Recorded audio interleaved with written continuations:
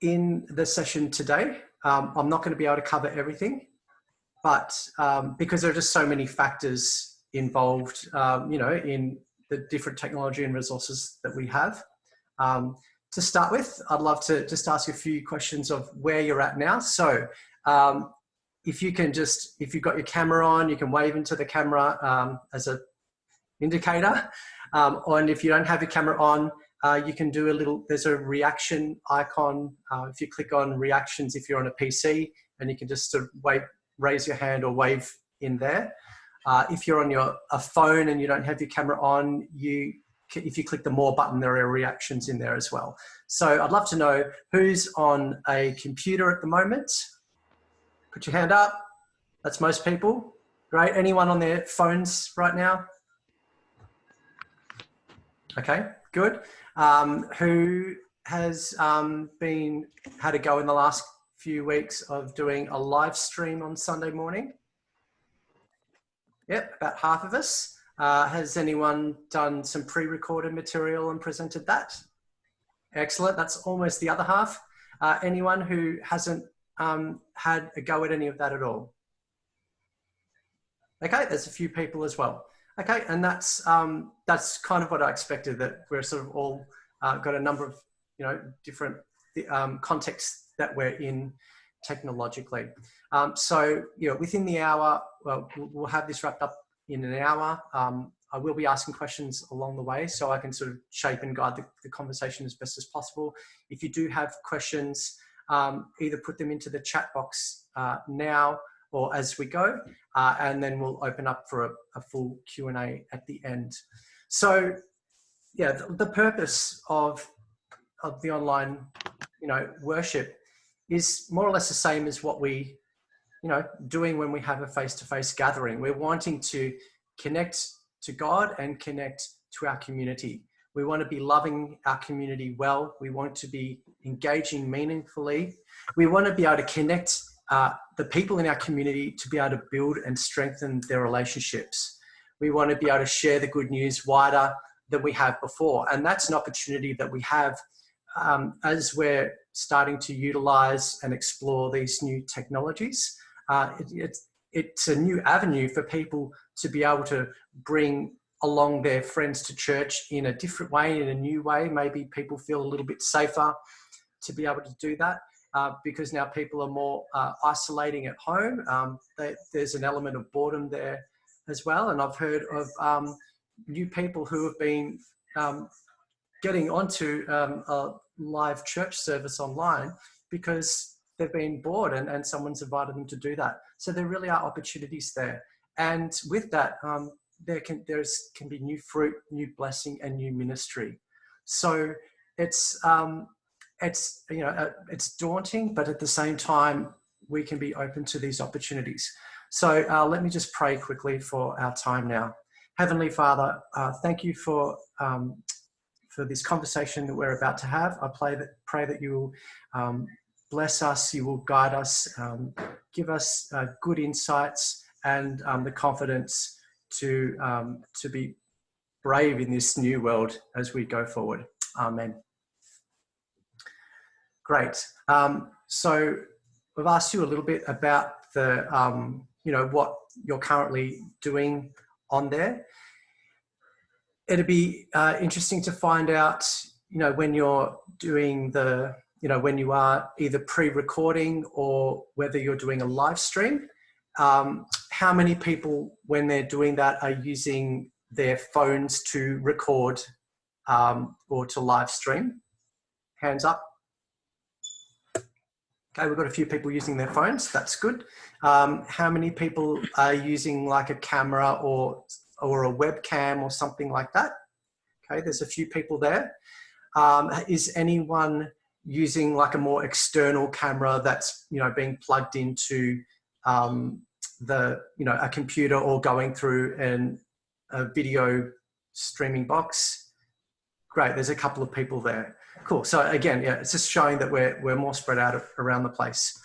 And like another question is, have we got much budget? Have we been planning and putting any budget into it? I'm seeing a few shakes of heads. Anyone have a little bit of budget Yes. Yep, there's a few people. Yeah, that's good. Look, a good place to start from is what is with the technology that we already have in our fingertips, whether it's a phone, whether it's a PC. And even if you don't really have the budget, there are some things that we can do to optimize and to just, with some low-hanging fruit, be able to, really make some good improvements with what you're doing. I'm assuming that's why we're here today, is because we're probably ready to start, or we've started a little bit and we want to try and improve. Is that the case? Yep. Excellent. Great. All right. So in the chat box, can you please let me know, what do you want to get out of our session today? So find the chat window, let me know what those things are. And in the process, we're sharing this with each other as well. And I think this shared knowledge is a really useful thing to be able to do, because we're not doing this alone. We do have different contexts, but we're all facing the same challenges in this together. So, chat box.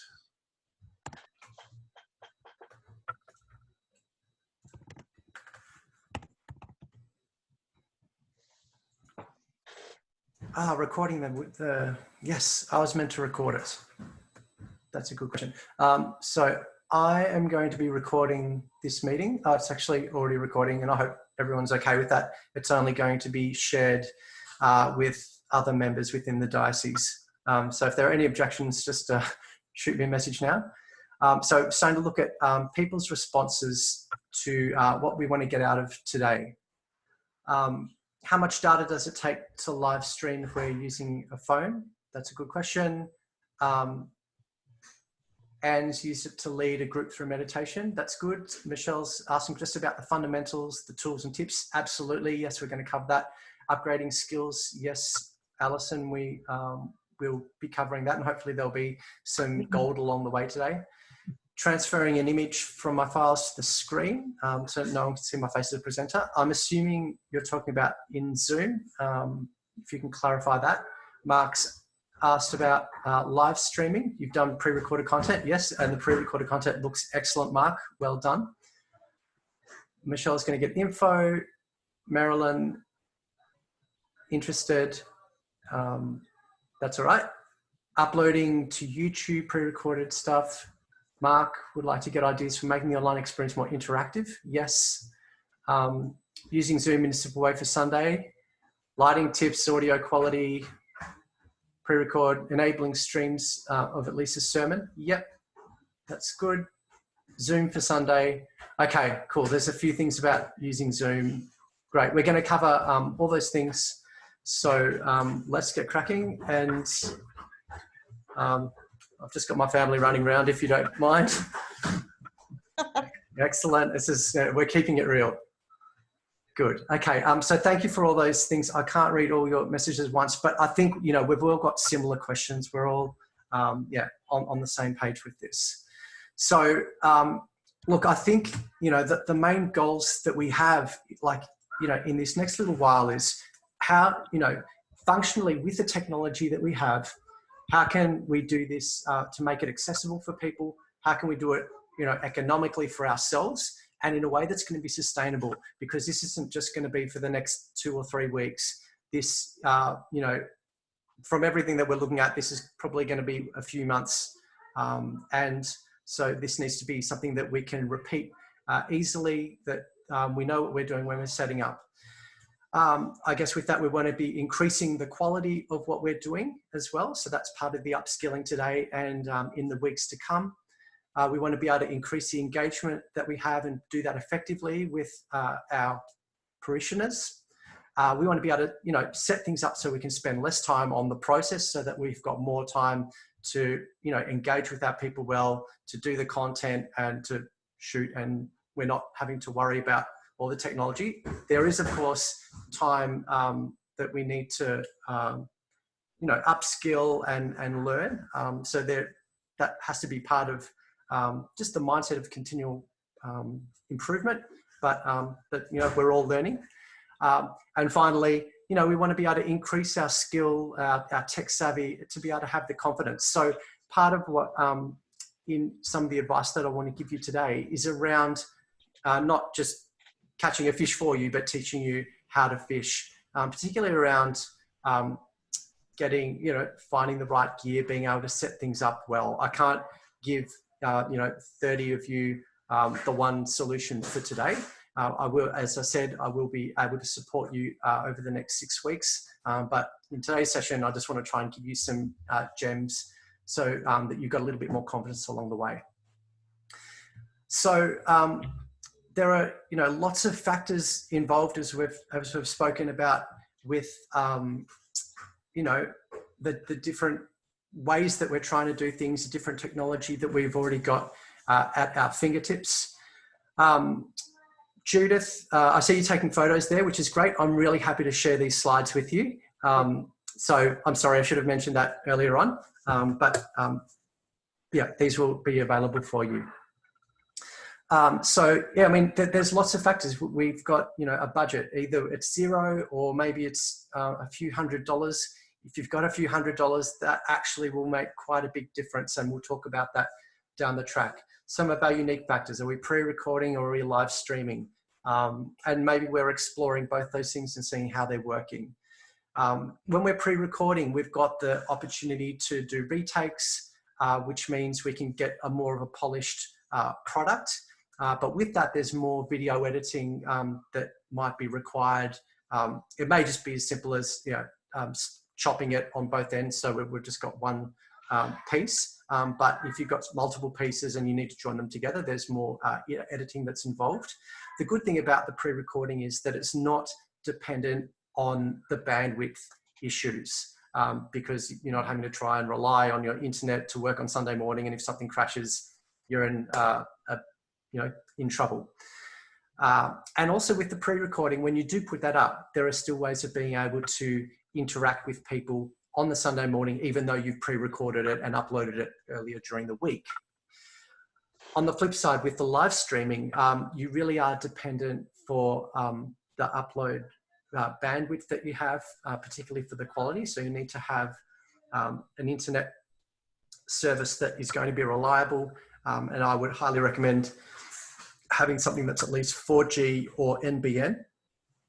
And there's ways that you can test the speed of your internet. So if you go to ozspeedtest.net, you can do tests on there for your download and your upload capacity on the internet server that service that you're currently using.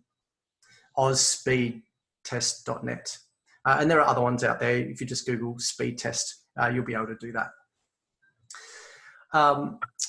You know, other factors can include the location and the number of people who you're having involved in your service. You know, particularly now that we're restricted down to having just 2 people essentially in the room. That's a bit of a game changer for us, even in the last week. So if we're just shooting in a single location, regardless of whether it's live or pre-recorded. So we've got the 2 people, or it could be in the one household if you're lucky enough to have a musical family or something like that. Then you can you know, utilize that. And the good thing is it can be pre-recorded or live. If we're in multi-location, then there's probably going to be more tech required, particularly if you're doing a live stream and you're handing over to a few different people to do different elements of the service live, such as someone doing the music, someone doing the prayers, someone reading, and all that. And so that's good to increase the engagement and get more people involved, but you're also then at the mercy of the technology and the internet that they have. So you need to keep that in mind as well. You can also pre-record when if you're using multiple people, and that can be a good way to do that. But again, you will need to then edit the pieces together. Evan, we were told yesterday you could have 5 people in a building at once because it's an auditorium. Okay. All right. So yeah, if you can, if that's the advice going out. There may be another update on that this afternoon from something I heard at VCC last night. So at the moment, the bishops have said we can have 5. but it's worth planning for 2 because there's a meeting with Department of Premier and Cabinet because they're classifying, New South Wales is classifying the church as a workplace and Victoria seems to be not doing that. No. Yeah. Only if you have 5 employees. Yes, only if you've got 5 employees. Have to If be you very have 5 registered with that. employees, and it doesn't apply to members of your congregation. Yeah.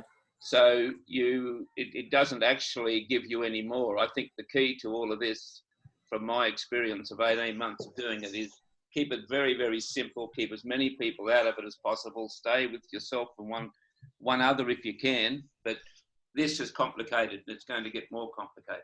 Yeah. Yeah. So thank you for sharing that. Yeah. It's a moving, we're on a moving playing field. And yeah, what I want to present to you today are different options. So yeah, thank you for sharing all that. That's good.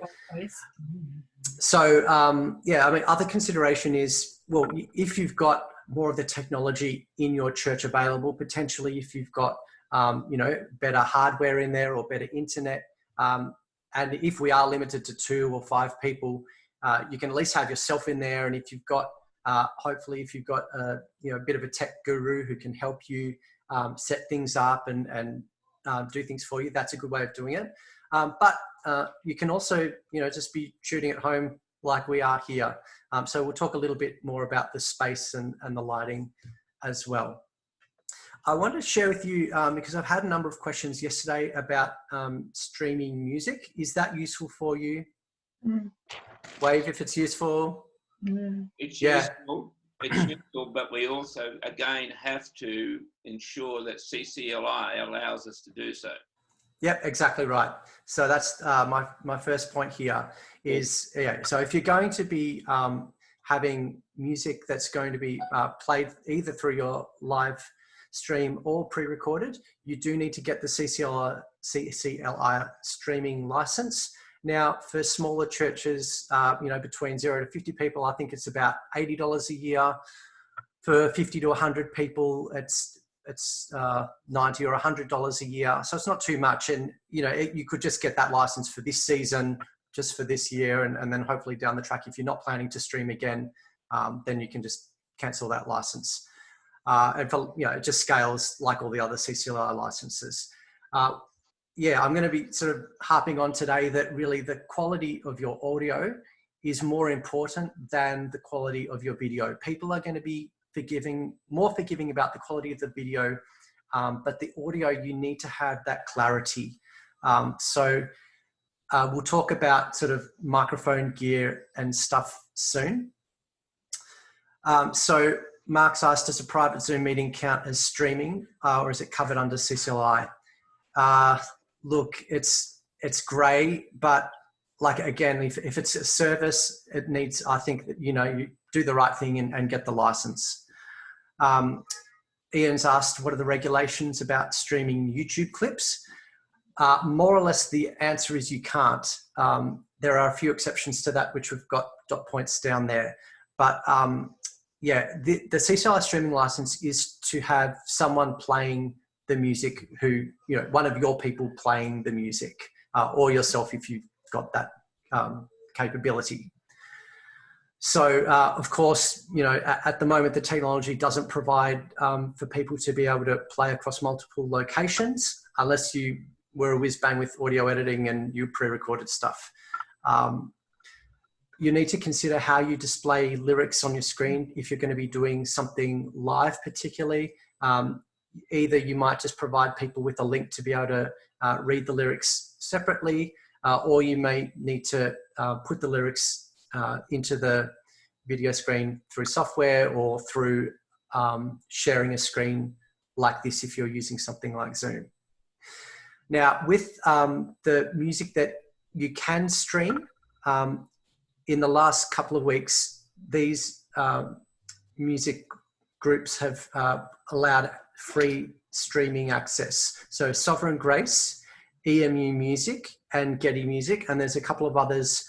I haven't heard of these guys, Richard Simpkin and Matt Searles. I think I have heard of Matt. They've all given permission for their works to be used in church services for live streams for the time being. Okay, so you don't need the streaming license if you're going to use their material. However, you do need to put like a little copyright text with used with permission, and the information, the copyright information of that song, probably displayed like just in text in the description of the Facebook or the YouTube stream place where you've got your video going. Now, also don't forget that public domain hymns are free game, so you can utilize those good old hymns. There are a lot of good ones, and you don't have to worry about the streaming license for those. Is this useful so far? Yep. Okay, excellent, great. So now let's move on to the hardware and the software. Again, it's going to be hard to be able to sort of answer everyone's questions on this today. I want to try and give you a broad overview, hopefully give you some tips, and if, you know, and we can continue the conversation on afterwards as well, either individually or in a group, and I'll tell you about that towards the end. So with hardware, some of us are using our phones, and it's amazing that, you know, the technology that we have in our hands today. We couldn't do this, you know, 5 or 10 years ago, even 5 years ago. We couldn't shoot something in, you know, HD or even, you know, 720 or 1080. We couldn't do that. And now we can. The technology is getting better. So if you've got a phone that's, you know, a couple of years old, you know, 1 or 2 years old, you can do that. We've got it all here. And the quality of the camera is probably going to be better than the quality of your internal webcam if you're shooting off a laptop. So that's something to consider there. If you've got a computer and you've got some external gear that's attached to it, like a microphone or a camera, that's going to be better than going off your phone. You know, if you're going off your phone on a Sunday, particularly if you're live streaming, you know, people might call you, you know, the battery will run down more quickly. There are issues with that as well. So, you know, if you've got, you know, some hardware that has more processing capacity and power, then that will serve you better. We'll talk about the cameras next. Once again, the internet bandwidth here is the key, particularly for live streaming. Make sure you have 4G or NBN, and check that upload speed. You really need it to be, you know, a few megabits per second when you're doing that test. With, now stuff that we're all interested in, cameras, microphones, you know, how we can upgrade and improve the quality of what we're doing. Again, the budgets, you know, the budget that you have is everything. If all you've got is a phone and you don't have the budget, you're not in a bad place to start with anyway.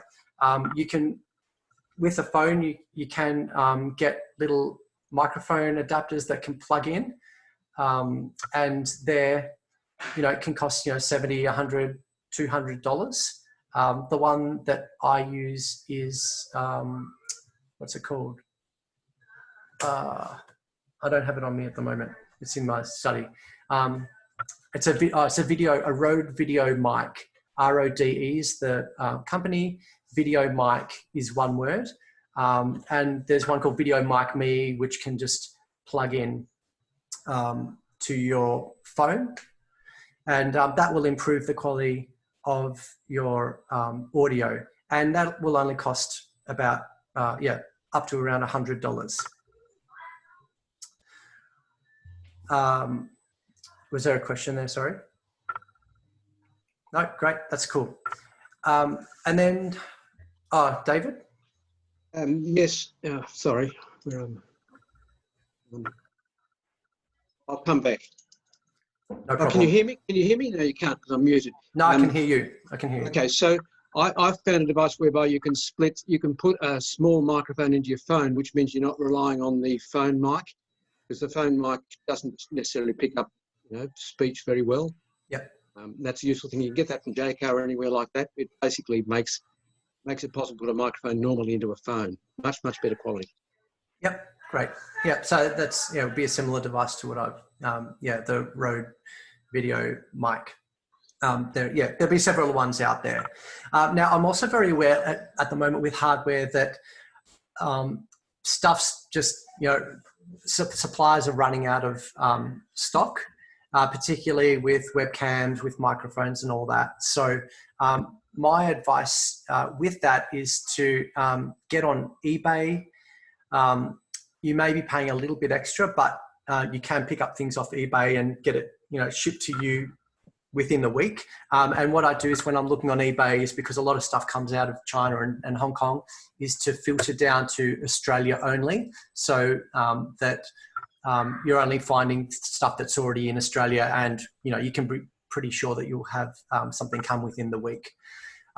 Also, sometimes refurbished places and secondhand online stores might have some gear available. So I thought I wrote some, I've lost my notes on that stuff, but, oh, wait a minute. Yeah, I mean, just Google. And now this is part of teaching you how to fish, is learning how to Google well. We all use Google, but knowing how the lingo to use, particularly around this stuff, how to search for hardware, look up refurbishers, look up secondhand PC, and limit it to Australian domains as well, because otherwise you'll just get everything from the US. So to do that when you're doing a search, is you type in .au, and that should limit it down to Australian sites. Then to go next level up with the cameras, you can be looking at an entry level stream camera in a box. So you can pay a few $100s for a Canon Vixiz, bless you, VIXIZ.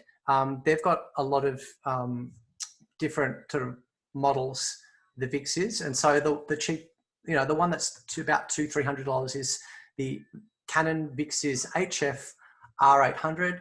I'm gonna throw that into the box. Someone yesterday asked me about the Mevo Start.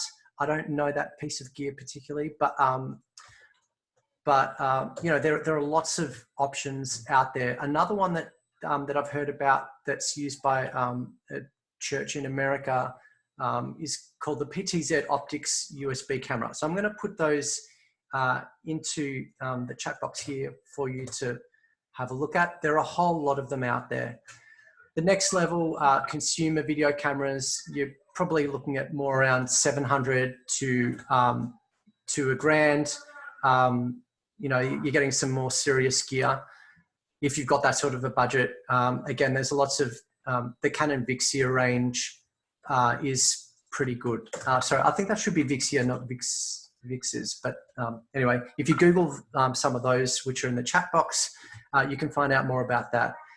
Now, also about Googling, I think I've got towards the end, but I might as well mention it now, is, I haven't written it down. So is knowing where, how to Google things is to, look up reviews. So type in the name of, something that you're researching, and then type in review. And that will give you, a number of reviews that people have on that particular product. There are also can be comparison sites that can compare different products to each other.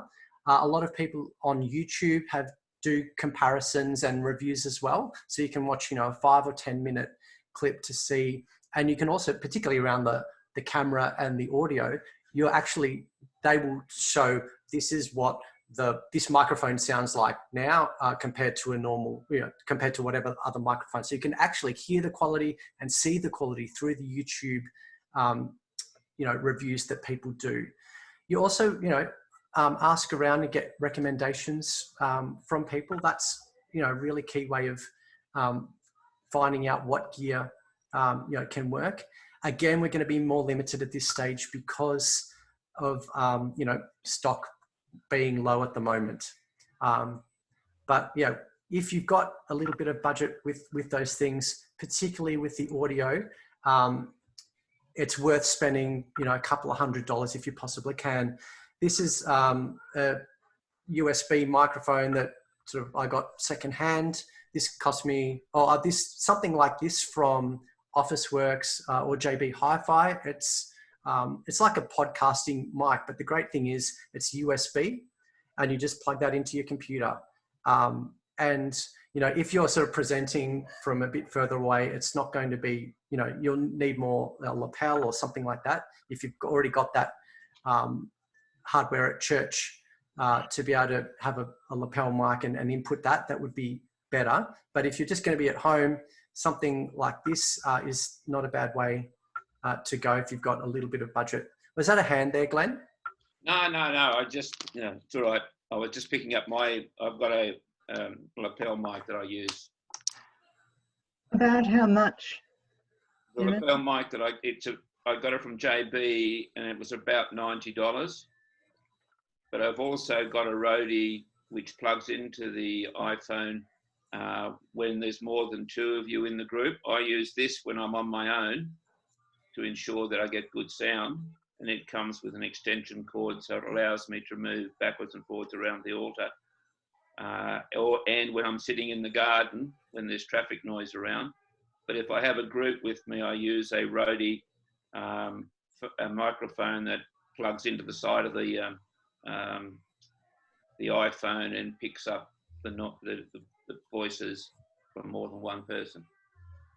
Great. Cool. Thank you, Glenn. That's great.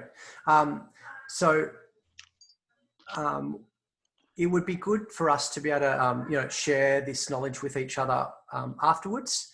I've got a Facebook group called Digital Systems for Churches, and there's about 150 people on there at the moment. And I invite you, it's just a free group, I invite you to jump in. So Facebook, it's actually facebook.com/digitalchurch. But if you go to just search for Digital Systems for Church, it's you can join up and we can continue this conversation. So I can put a thread in there on audio gear, and we can share this information with each other. So thank you, Glenn, and I encourage you to then you know, share that within the group. So you know, we've looked at you know, cameras, microphones. You know, so there are USB microphones. If you've got ones at church that you can, you know, put into your computer, you'll be even better off doing that, like Glenn said, so you can, you know, move around a bit more freely and you don't have to be right in front of the computer. If you want to go next level, you know, if you can get some sort of an audio interface for the audio input, you can increase the quality, you know, and plug in an XLR microphone. That can be particularly good for home. So audio interfaces are, you know, boxes where you can plug in, you know, your microphone or a guitar cable or something like that. And then that goes into your computer as an audio interface. Judith, was there a question there? No? Okay, all good. Great.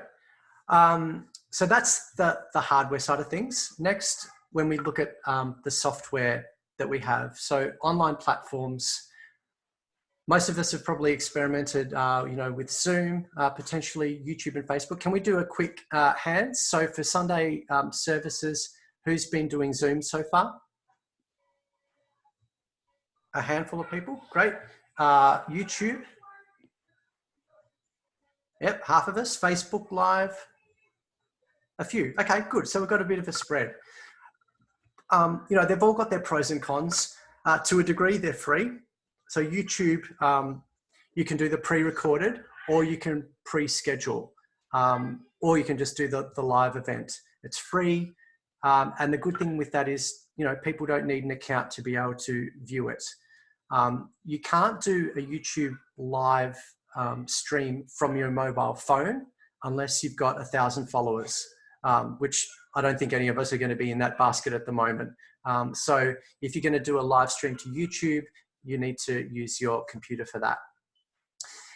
Also, like our experience at St. Hilary's is, if you're going to have the live chat open, you need to get it moderated if it's a public stream, because you'll get some funny people on there writing some pretty gross stuff, and you'll either need someone to moderate it and you know, flick off the comments that people are writing, or you can make it that there are settings in there to be able to moderate every comment that comes in. And there's also, in the settings, you can have a banned words filter. So we discovered that the hard way. It took us about 10 minutes to be able to do that. But that's well worth doing if you're doing a YouTube live stream, if it's public, because yeah, people can find your live stream very, very quickly and jump onto that with recommended videos that show up. There are trolls out there that want to try and make things difficult for us.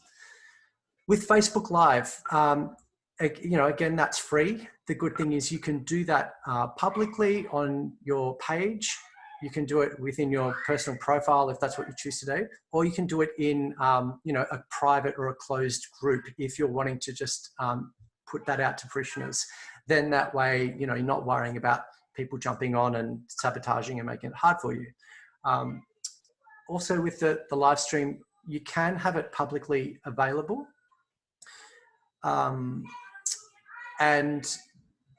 But the limitation with that is you can only do that from a single location. You can't share that openly and have other people on the screen and sharing the screen at the same time, which is when we move to Zoom. You've got everyone here like we are now. You can invite different people to participate in different ways. You can have more interaction and engagement like we have along the way. What else is with that? And with Zoom, you can also, there's a facility to be able to stream something like this to Facebook or to YouTube Live as well. So that means even though we've got a limit of 100 people here with this room, that you can then push that out to other people. There's theoretically about a 20-second delay if you're going to be streaming Zoom out to another platform. And then also, with Zoom, if you've got a free account, you can have up to 100 people in a meeting room like this, and they theoretically limit it to 40 minutes, but at the moment they're being a little bit flexible with that. If you get a pro account for approximately $20 or $21 a month, then you've got 100 people in the room for as long as you need to. You're not worried with that limitation. But they're being flexible on it at the moment, but you don't know when that's going to change. And there's also been mixed results. Some people have been cut off after 40 minutes. So if you're doing Zoom, it's probably safe just to pay your $20 a month so you don't get cut off. Is this helpful so far? Yep. Somewhat. Good. Okay. Good to hear about connecting with YouTube and Facebook. Excellent. Great. Again, I'm not going to give you all the details of how to do every little thing. No. There's a lot of resources. There's a lot of documentation out there. So it's just learning how to, Google well. So I would Google, in this case, Zoom integration, Facebook Live or YouTube Live or something like that. There'll be official documentation from Zoom about that, or from Facebook and YouTube. There'll be a whole lot of other people's interpretations of that. You'll even find YouTube clips of people stepping you through step by step on how to do that. Fiona.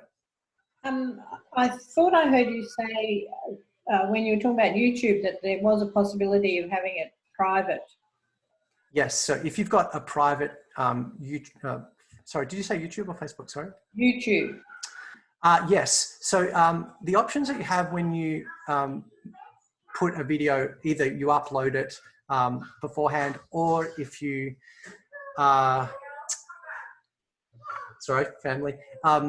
If you upload it or if you're going live, there are three options. You can set it to public, which I think you can change your default setting, but public is normally the main setting, and then unlisted, which means that it won't be publicly, available in YouTube for anyone just to search up, or private. If it's set to private, then you're the only person who can access it. If you've set it as unlisted, then you can share that link with your people. So unlisted would be the best way to go with that. Thank you. You're welcome. So some alternatives, there are other alternatives to just the big three, and just quickly sharing them with you now. There's one called Be Live, BE BeLive. BeLive integrates with Facebook Live. And the cool thing about BeLive is that you can throw over whose video you're using and audio to other people who are in your chat. So essentially you've got multiple hosts who you can share a Sunday, gathering and engagement with. So have a look at that one. There's a platform that's popped up recently called Church Online Platform. So I'll put these in here for you. So BeLive, Church Online Platform. And I haven't looked into it a lot. It is free. It broadcasts as a simulated live. So you sort of put up your pre-recorded stuff, and then it can simulate that it's being done live, and then that streams through to your YouTube. It doesn't do Facebook, but it's got a number of platforms that it can stream to.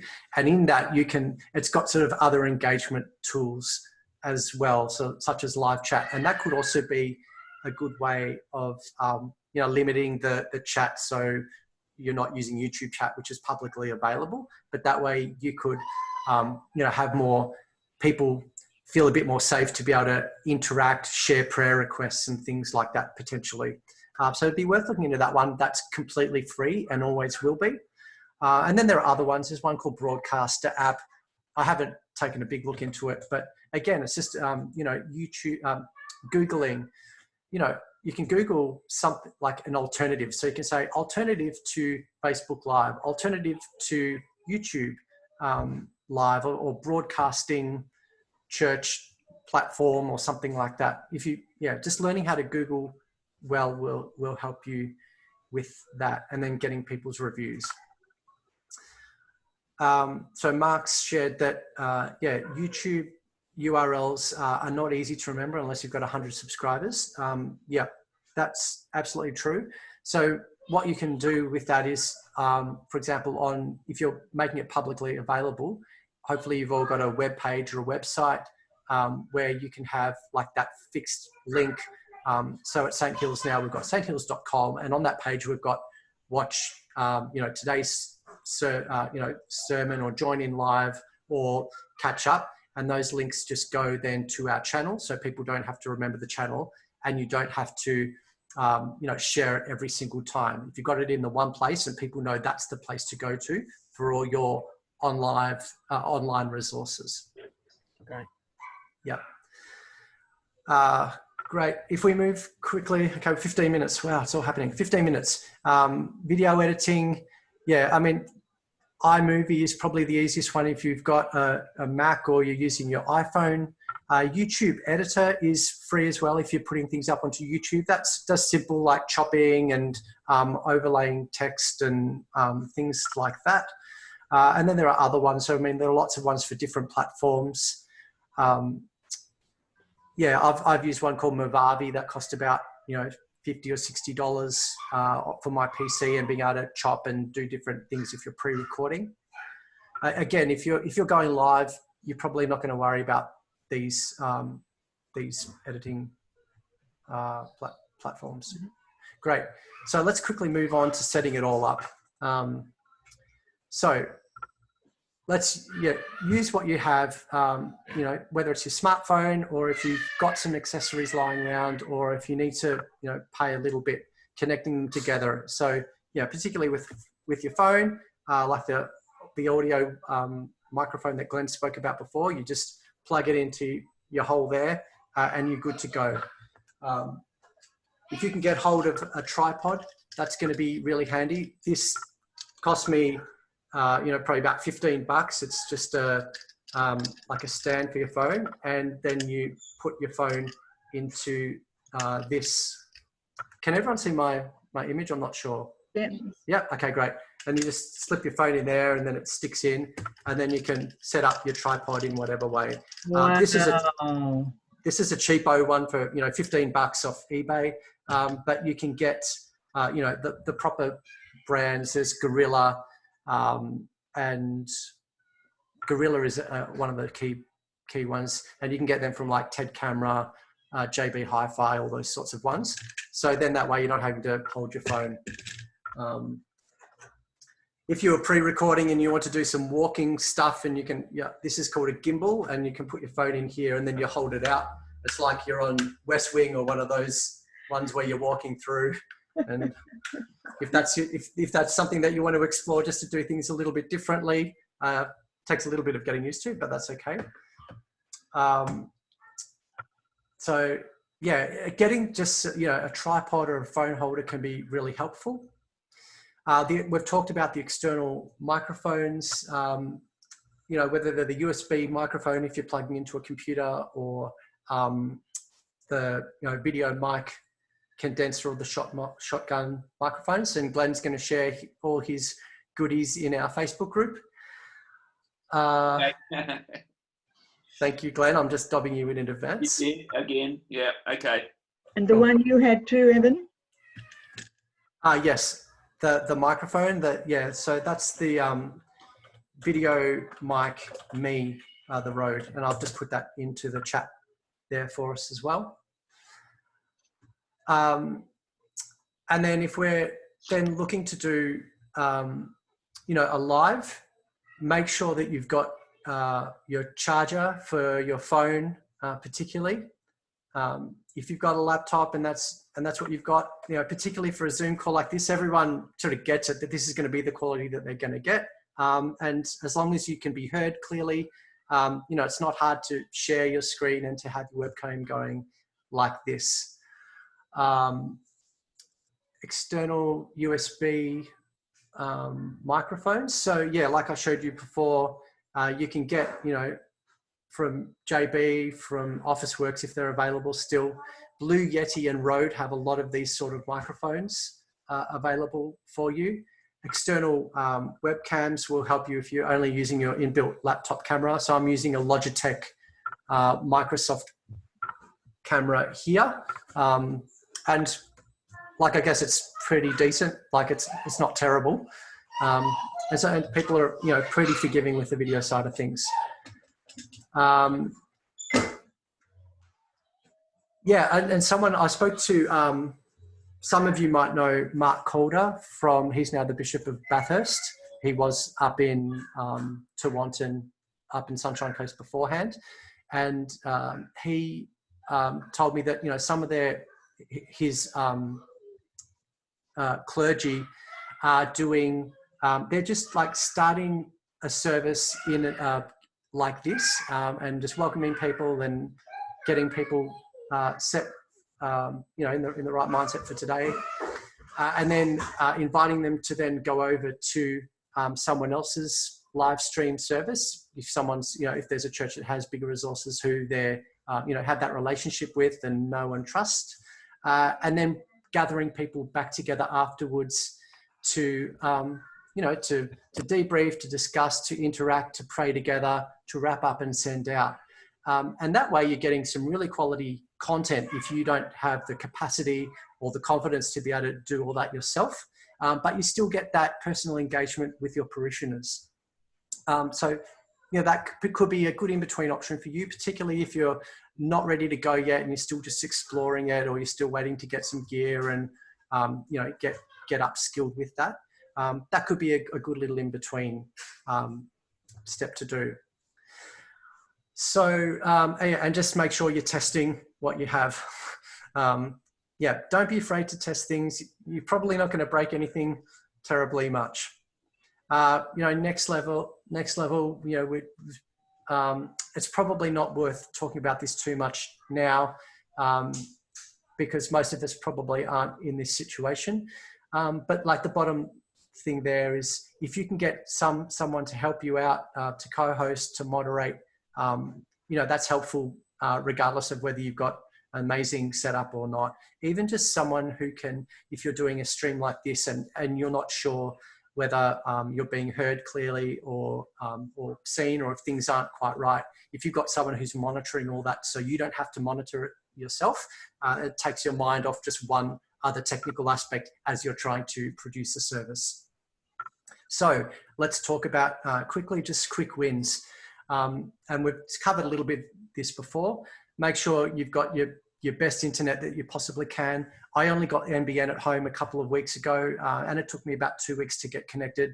But I'm so glad that I've done that now instead of waiting to do that down the track. So if you don't have NBN and you've got access to it, it's worth spending, another $30 or $40 a month to just up your game that way. That's really going to help improve the quality of what people are going to experience on the Sunday. Less is more, particularly, people's attention when they're watching videos. They're probably, you're not going to have a full 2-hour service or an 1.5 hour service. Try and keep it concise. You don't have to cover everything. It's completely up to you how you want to do it. But I think that's, more or less people, it's a different experience, of course. So thirdly, let's invite people to watch it on their big screen, on their television or on their computer if possible, and not on their phone if that's possible. And the reason is because from what stats have shown us, particularly with church services, is that when people are on their phones, they can very easily switch off or do something else. You'll have much better engagement if people are watching on a larger screen. They're more invested. To increase engagement and participation, consider the style of your church. You know your churches better than anyone else. How do people connect? How do people tell stories? What activities draw people together within your demographic? How do people like to have fun? Is it around coffee? Is it around sport? Is it around art? What we want to do is, what works in the face-to-face, we can extend digitally in a creative way. And that takes a little bit of thinking outside of the box. So it's worth spending the time, because you know your church better than anyone else, on how to, find more ways to be able to engage, particularly within, the scope of what we're talking about today is the Sunday service. And we can have more of a conversation in our Facebook group about this stuff and getting more ideas. I can't cover all of that today. I've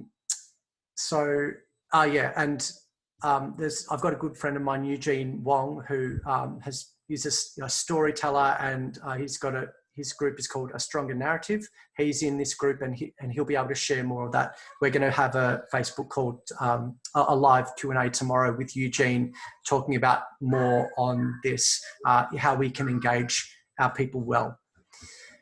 And also with increased engagement, think about how we can be connecting beyond just your own community. There are times where you want to have things private with the people who you have, but also how can you make it more public? We're going to be running six sessions over the next 3 weeks for this service to your diocese, and this final session, which you'll probably get more information about today or on Monday with all the sessions and listings, is about connecting beyond just your church. So we're going to be, keep an eye out, because we're going to be having more webinars in the days ahead. Lighting and set, oh wow, 10:57, we're doing really well. Lighting and set, keep it simple, try and get lots of natural light if possible. We want, it's not going to look exactly the same as when you're doing a service on a Sunday where people might be sitting 5, 10, 15 meters away. You want to sort of be a little bit closer, so people feel like they can engage, better with you. It's more of a face-to-face thing, which will work more effectively on the screen. You want it to feel intimate, comfortable. You want to try and create that connection. When you're presenting, make sure you're sharing to the camera. There's a big difference between looking over here and talking to the camera because you're not, and you're concentrating on something else, or you're reading a script, compared to when you're talking like this. Try and make it comfortable. If you're at home, keep it comfortable. I've got those on the screen there. If you're at church, don't be too far away. Don't be sort of zoomed back all the way back from the back of the church. If you're using your phone, make sure you're shooting in landscape, not portrait. If you're going to be doing portrait, you'll be getting 2 black strips on the sides. So make sure you're in landscape. Use the front camera. That's always going to be better quality, which means you probably won't be able to see yourself when you are shooting, but you need to just set it up, frame it, maybe get someone to step in so you know what is being seen. look into the camera. I've already said, not to the side. Speak clearly. Don't be too far away, and try and get a good light source so you're not too dark. And then shooting a little bit above your head, so you don't get too much double chin going on underneath. If possible, get my final thoughts. If possible, get a guru or a helper who can help field questions and be your tech support. Practice, and don't be afraid to try. People are gracious, and they know we're trying to do things differently. That's what I've got for you today. I'm very happy to take a few more minutes now to field some questions. If you need to go, thank you so much for your time. Here are my details, which I encourage you to contact me if you need help over the next few weeks. Feel free to join the Facebook group, Digital Systems for Church. Happy to take questions now, and thank you so much for your time. Thank you, Michael. Okay, if you want to, particularly, like, we're going to have a whole lot of questions. If it's very specific things, then it might be worth just contacting me on those support@digitalteamcoach.com and with my phone number. But if it's a question that is going to be relevant to everyone, unmute your mic and let's do it. We want to connect to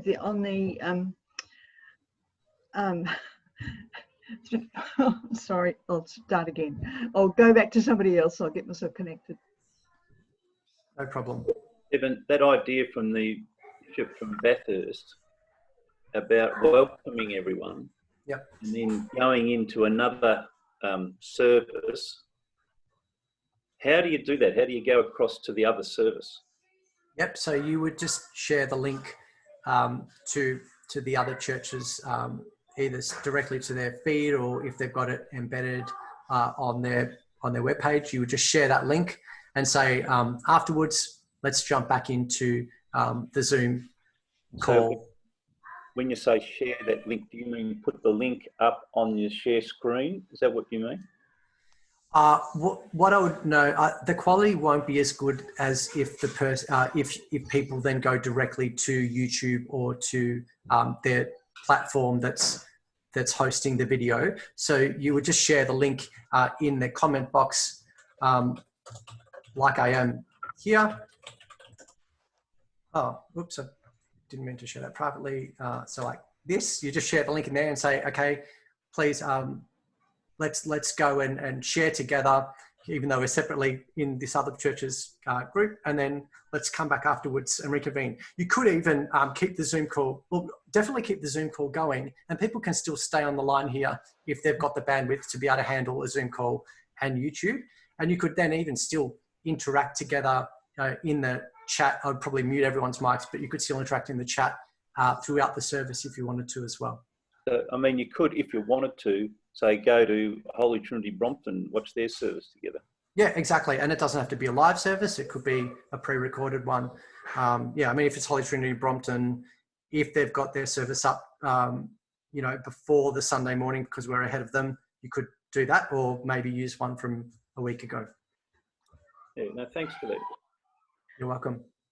I think I've got myself sorted now. We're wanting to put on our webpage that people can get onto us and connect with Zoom as we do that. Is that opening us up to undesirables too much? And if so, how do we get rid of somebody who comes up on Zoom that is actually inappropriate? Yeah, so I mean, yeah, if you are doing that, you are opening yourself up. The reality is you're probably, on your webpage, you're probably not going to get, too many undesirables. It's more if you're going through YouTube where people can see recommended videos and, and they can easily look up, live church streams as well. To be able to block people in Zoom, to block a user, it's pretty straightforward. You can click on their name, and then you can remove them.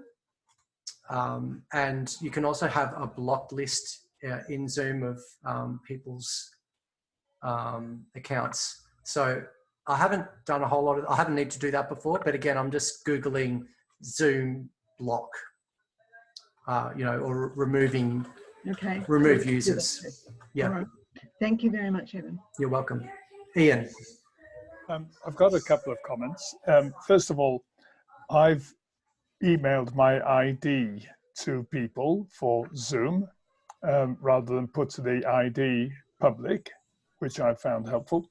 Yep. Secondly, if I'm recording Zoom and want it to be done later, do I need the permission of each person who's been on Zoom in order that people can see them? It's probably just best that you clarify that beforehand with them. Okay. Like I didn't do immediately. I apologise. No, that's okay. I'm just asking the question. That's fine. And you talked about copyright. If I have a hymn in the public domain, like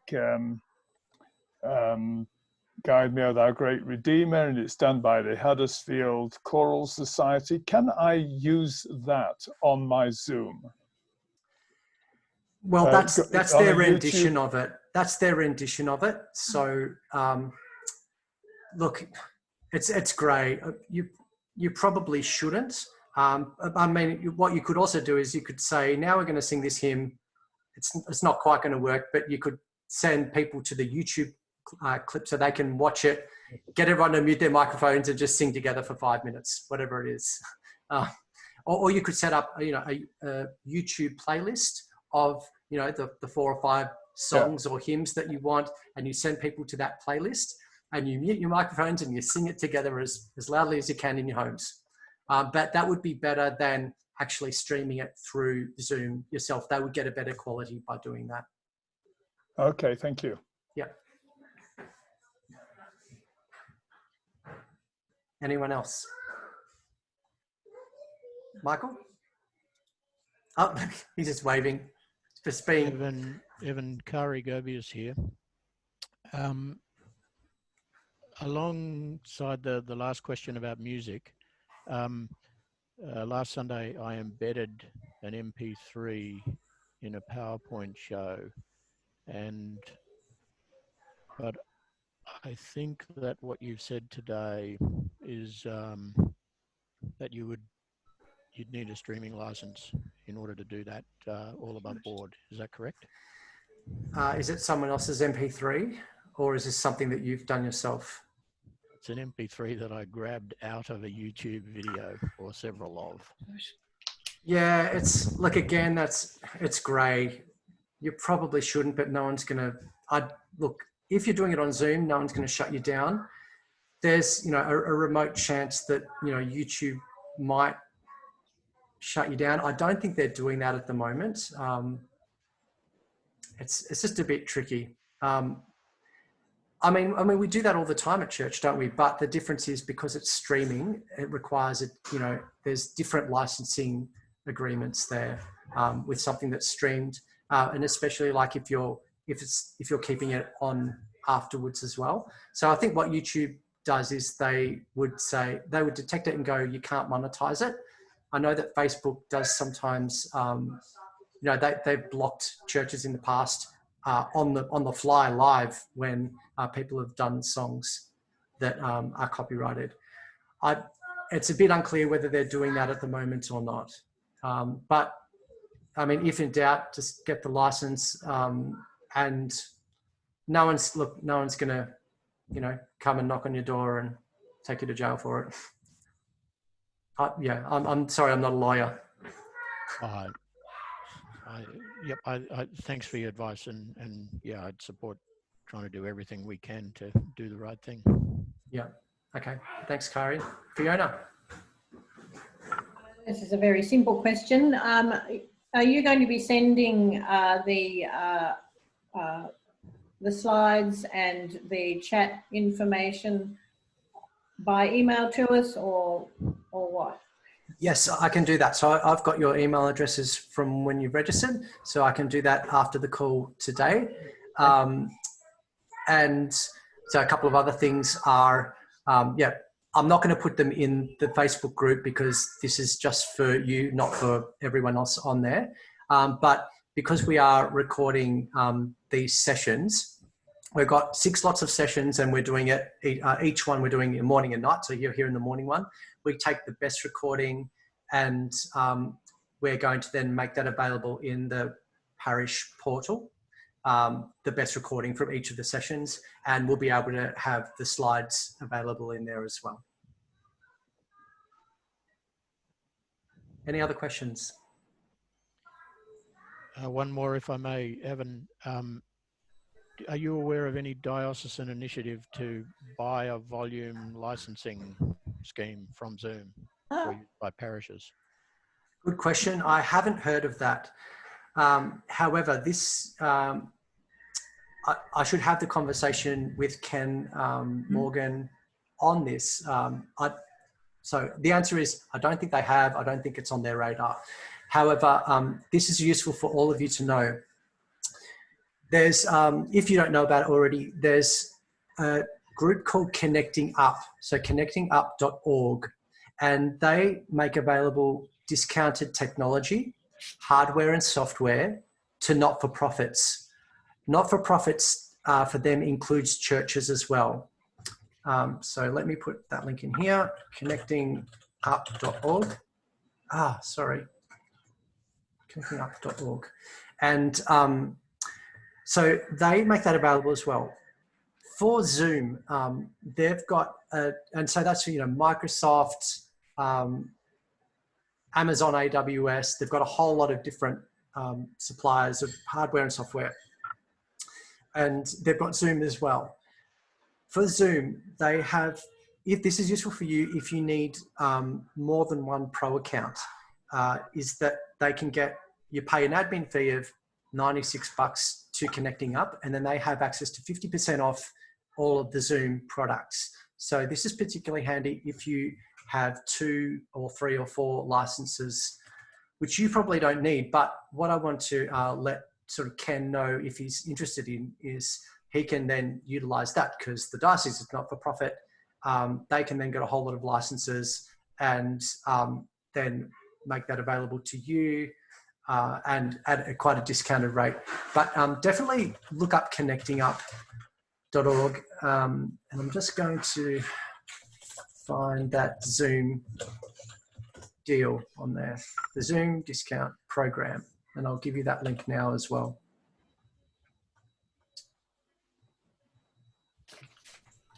Not that one, where is it? Zoom Meeting Pro Plan Bundle.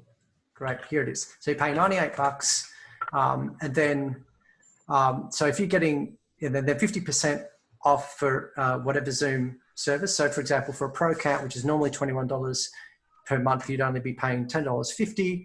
And so the savings are on that page. For 2 accounts, you'd be saving $112 a year. For 3 accounts, $217. So, you know, I could ask the diocese, you know, if they're willing to do this, they would be, you know, saving all of you and themselves quite a bit of money if this is a service that we need. In terms of feeding that back, it'd be interesting to know how many people might be interested in that. And maybe, yeah, I'm not sure. If you're interested in that, maybe email me if you're interested in that, and then I can collate the numbers and pass that back to the diocese, or you can let them know yourself and write a petition or something like that. I think it's probably helpful if we utilize your services that you've been engaged for. Keep it coordinated, have some credibility, etc. Yep. Okay, great. So yeah, I mean, feel free to let me know if that's would be useful for you to be able to get hold of, and I can feed that to Ken. I can't get that myself because I'm not a not-for-profit.